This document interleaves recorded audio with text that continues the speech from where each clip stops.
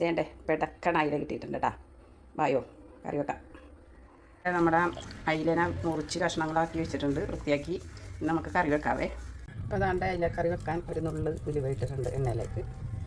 പിന്നെ ഇത് പച്ചമുളക്, ഇഞ്ചി, സവാള, എന്താണ് തക്കാളി, ഇതെല്ലാം ക്രഷ് ചെയ്തെടുത്ത് ഞാൻ നിങ്ങളെ വലിച്ചു നീട്ടാതെ കാണിക്കാൻ വേണ്ടിയിട്ടാണ് കേട്ടോ ഇതെല്ലാം ചെയ്തിട്ട് കാണിക്കണം. അപ്പോൾ പെട്ടെന്ന് തന്നെ നമുക്ക് കറി വെച്ചെടുക്കാം. അപ്പോൾ നമ്മുടെ ഉലുവ പൊട്ടിയിട്ടുണ്ട്, ഇട്ട് കൊടുക്കാം.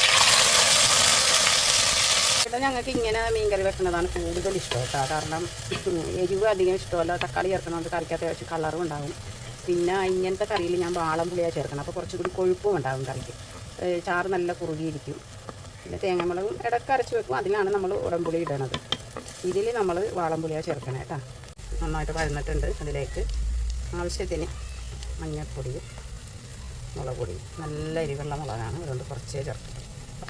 പൊതുവേ ഞങ്ങൾക്ക് മുളക് അത്ര ശരിക്കില്ല.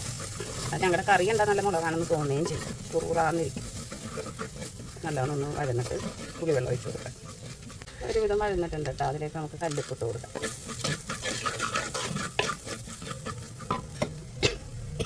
പുളിവെള്ളം പിഴിഞ്ഞ് വെച്ചിട്ടുണ്ട്. പുളിവെള്ളം ഒഴിച്ച് കൊടുക്കാം. നോക്കിയിട്ട് ചാറ് ആവശ്യത്തിന് ഒഴിച്ച് കൊടുക്കാതെ. വേണ്ട ചാറ് നന്നായിട്ട് തിളക്കുന്നുണ്ട്. നമുക്കതിലേക്ക് മീനിട്ട് കൊടുക്കാതെ.